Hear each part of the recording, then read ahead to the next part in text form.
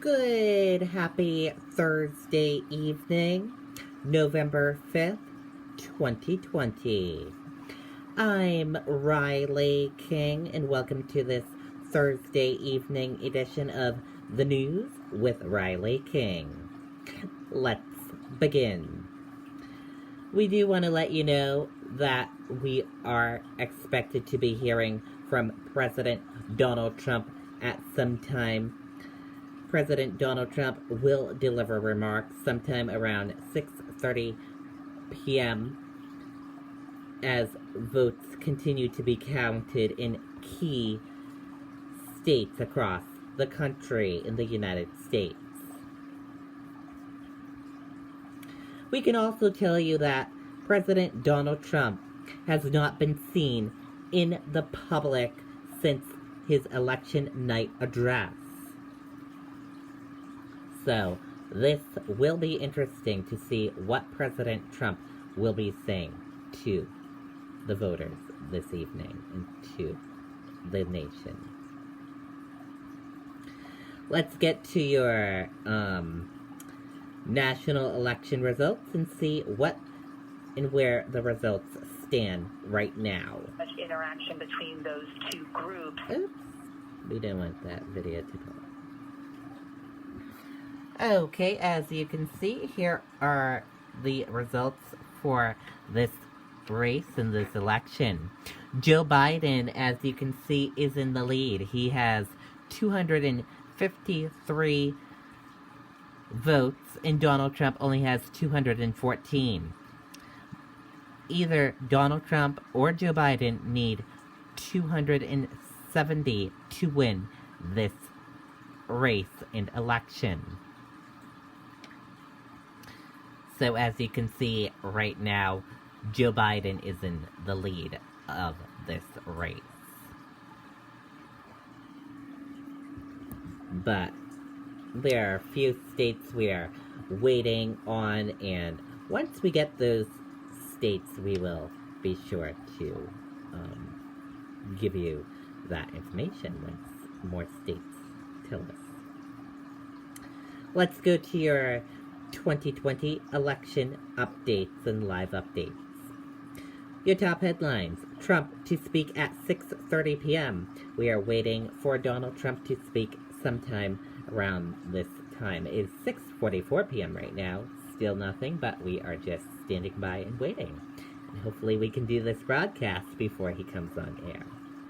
Trump's campaign, Georgia lawsuit dismissed. Judge permits campaign observe up close view of ballot count after Trump complaint. Biden continued to gain ground in Pennsylvania. Judge to order twice daily sweep in mail facilities. Your 6:14 p.m. update. Trump lead in Georgia slips under 10,000 votes. Trump's lead is narrowing in Georgia. The president is now ahead by only 9,426 votes, as more results are reported from Fulton County, home to most of Atlanta. Trump now has 49.5%, or 2,439,925 votes, while Biden has 49.3%, or 2,434,99 votes. Still not reported, or roughly 17,000 ballots from Chatham County, which is home to Democrat-leaning city of Savannah. And let's take a look at this breaking news on the TV screen. The president, meanwhile, has been largely out of public view since we saw him about 2 minutes. We're getting word that he should be coming out soon.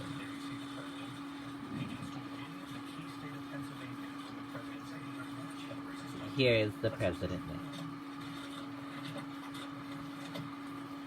Good evening. I'd like to provide the American people with an update on our efforts to protect the integrity of our very important 2020 election. If you count the legal votes, I easily win. If you count the illegal votes, they can try to steal the election from us. If you count the votes that came in late, we're looking at them very strongly. A lot of votes came in late.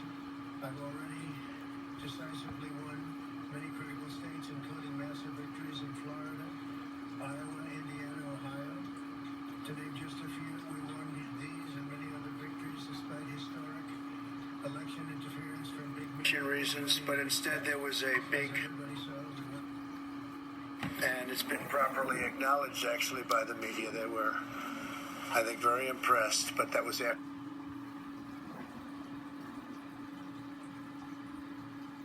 Doesn't do us any good.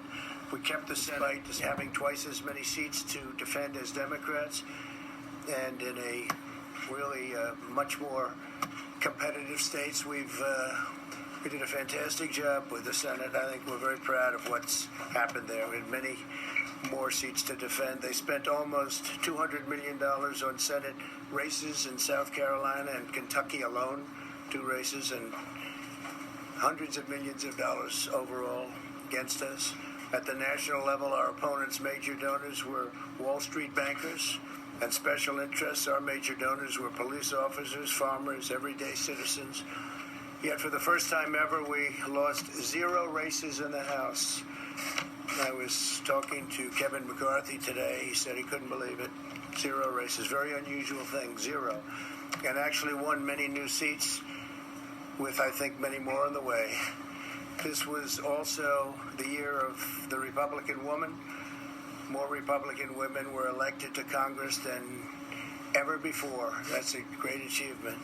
I won the largest share of non-white voters of any Republican in 60 years, including historic numbers of Latino, African American, Asian American, and Native American voters, the largest ever in our history.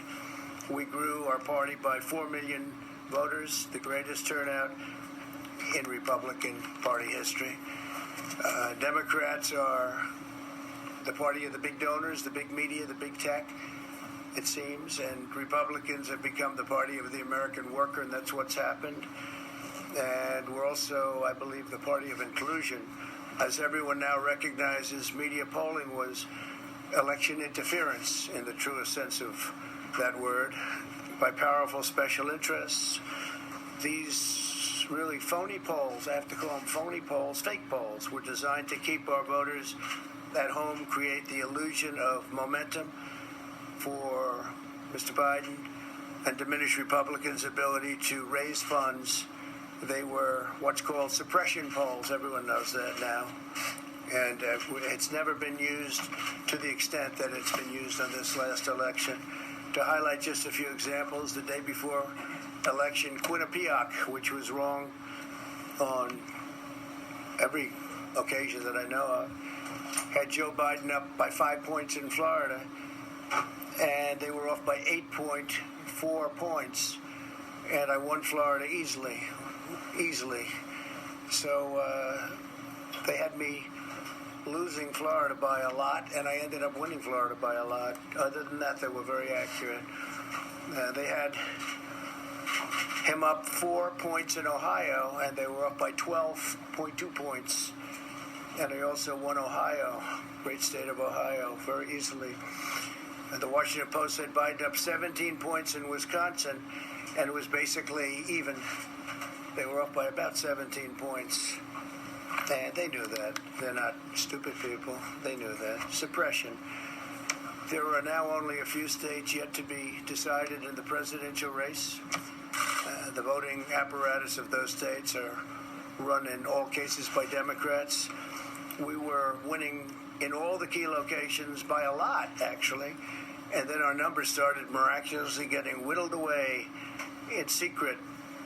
And they wouldn't allow legally permissible observers. We went to court in a couple of instances, and we were able to get the observers put in. And when the observers got there, they wanted them 60, 70 feet away, 80 feet, 100 feet away, or outside the building to observe people inside the building. And we won a case, a big case, and we have others happening. There are lots of litigation, even beyond our litigation. There's tremendous amount of litigation generally because of how unfair this process was, and I predicted that. I've been talking about mail-in voting for a long time. It's really destroyed our system. It's a corrupt system, and it makes people corrupt even if they aren't by nature, but they become corrupt. It's too easy. They want to find out how many the votes they need, and then they seem to be able to find them. They wait, and then they find them. And you see that on election night. We were ahead in vote in North Carolina by a lot, tremendous number of votes. And we're still ahead by a lot, but not as many, because they're finding ballots all of a sudden. Oh, we have some mail-in ballots. It's amazing how those mail-in ballots are so one-sided, too. I know that it's supposed to be to the advantage of the Democrats, but in all cases, they're so one-sided. We were up by nearly 700,000 votes in Pennsylvania. I won Pennsylvania by a lot, and that gets whittled down to, I think they said now we're up by 90,000 votes, and they'll keep coming and coming and coming. They find them all over, and they don't want us to have any observers, although we won a court case. The judge said you have to have observers. Likewise in Georgia, and they're appealing. Actually, they're appealing. We won a case that we want people to watch, and we want observers, and they're actually appealing, which is sort of interesting. I wonder why they'd appeal. That all we want to do is have people watch as they do the vote tabulations. Likewise in Georgia, I won by a lot, with a lead of over getting close to 300,000 votes on election night in Georgia, and by the way, got whittled down, and now it's getting to be to a point where I'll go from winning by a lot to perhaps being even down a little bit. In Georgia, a pipe burst in a faraway location, totally unrelated to the location of what was happening, and they stopped counting for 4 hours, and a lot of things happened. The election apparatus in Georgia is run by Democrats. We also had margins of 300,000 in Michigan. We're way up in Michigan, won the state, and in Wisconsin we did likewise fantastically well, and that got whittled down. In every case they got whittled down. Today we're on track to win Arizona. We only need to carry, I guess, 55% of the remaining vote, 55% margins, and that's a margin that we significantly exceeded, so we'll see what happens with that, but we're on track to do okay in Arizona. Our goal is to defend the integrity of the election. We'll not allow the corruption to steal such an important election, or any election for that matter, and we can't allow anybody to silence our voters and manufacture results. I've been doing a lot of public things for a long time. I've never had anything that's been as inspirational, by people calling, talking, sending things to us. I've never seen such love and such affection and such spirit as I've seen for this. People know what's happening, and they see what's happening, and it's before their eyes. And there are many instances which will be reported very shortly. There's tremendous litigation going on, and this is a case where they're trying to steal an election. They're trying to rig an election, and we can't let that happen. Detroit and Philadelphia, known as two of the most corrupt political places anywhere in our country, easily cannot be responsible for engineering the outcome of a presidential race, a very important presidential race. In Pennsylvania, Democrats have gone to the state Supreme Court to try and ban our election observers, and very strongly. Now, we won the case, but they're going forward. They don't want anybody in there. They don't want anybody watching them as they count the ballots. And I can't imagine why. There's absolutely no legitimate reason why they would not want to have people watching this process, because if it's straight, They should be proud of it. Instead, they're trying, obviously, to commit fraud. There's no question about that. In Philadelphia, observers have been kept far away, very far away, so far that people are using binoculars to try and see, and there's been tremendous problems caused. They put paper on all of the windows so you can't see in, and the people that are banned are very unhappy and become somewhat violent. The 11th Circuit ruled that in Georgia the votes have been in by Election Day, that they should be in by Election Day, and they weren't. Votes are coming in after Election Day.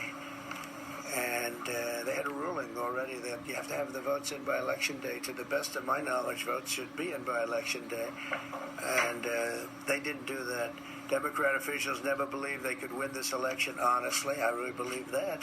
That's why they did the mail-in ballots, where there's tremendous corruption and fraud going on. That's why they mailed out tens of millions of unsolicited ballots without any verification measures whatsoever. What happened? A lot of different elections. American history. This was by design, despite years of claiming to care about the election security.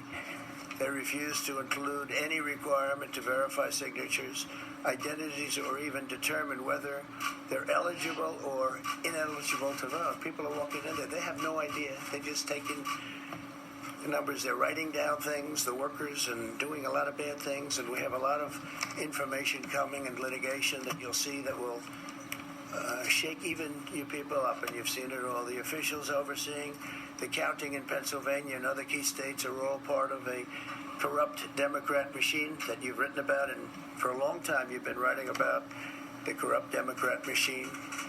I went to school there, and I know a lot about it. It hasn't changed. It's a long time ago, and hasn't changed. It's gotten worse.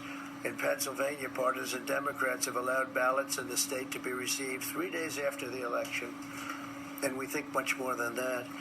And they're counting those without even postmarks or any identification whatsoever. So you don't have postmarks, you don't have identification. There have been a number of disturbing irregularities across the nation. Our campaign has been denied access to observe any counting in Detroit. Detroit is another place. And I wouldn't say it has the best reputation for election integrity. Poll workers in Michigan were duplicating ballots, but when our observers attempted to challenge the activity, those poll workers jumped in front of the volunteers to block their view so that they couldn't see what they were doing.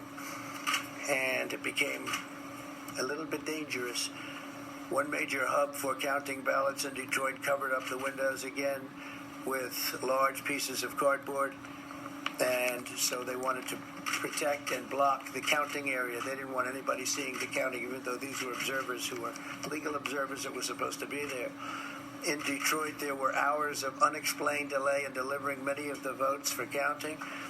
The final batch did not arrive until 4 in the morning, and even though the polls closed at 8 o'clock, so they brought it in, and the batches came in, and nobody knew where they came from. We've also been denied access to observe in critical places in Georgia. In multiple swing states, counting was halted for hours and hours on election night, with results withheld from major Democrat-run locations only to appear later. And they certainly appeared, and they all had the name Biden on them, or just about all. I think almost all.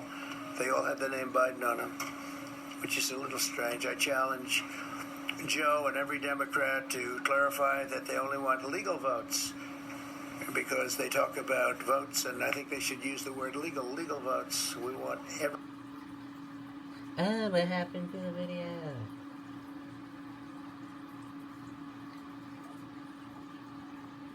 Okay, we're having technical difficulties. In America, Run vote is sacred. It's how people of this nation express their technical difficulties.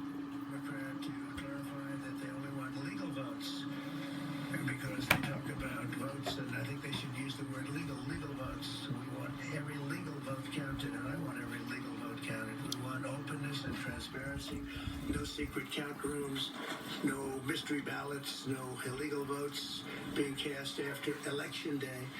You have Election Day, and the laws are very strong on that. You have an Election Day, and they don't want votes cast after Election Day, and they want the process to be an honest one. It's so important. We want an honest election, and we want an honest count, and we want honest people working back there because it's a very important job. So that's the way this country is going to win. That's the way the United States will win. And we think we will win the election very easily. We think there's going to be a lot of litigation because we have so much evidence, so much proof, and it's going to end up perhaps at the highest court in the land. We'll see. But we think there'll be a lot of litigation because we can't have an election stolen like this. And I tell you, I have been talking about this for many months with all of you. And I've said very strongly that mail-in ballots are going to end up being a disaster. Small elections were a disaster. Small, very easy to handle elections were disastrous. This is a large-scale version, and it's getting worse and worse every day. We're hearing stories that are horror stories, absolute horror stories. And we can't let that happen to the United States of America. It's not a question of who wins, Republican, Democrat. Good evening, everyone. I'm Lindsay Davis. Thanks so much for streaming with us. We've been listening to President Trump addressing the nation for the first time since the wee hours. So we are dropping away as well. You've been listening to President Trump speaking about the election. We will have much more tonight at both 10 on MeTV and 11 o'clock right here on WMUR. But for now, we want to send you back to our regularly scheduled programming. Trucks when I was 18 years old. I wanted to drive so bad. When I hit 18, I left home, quit school.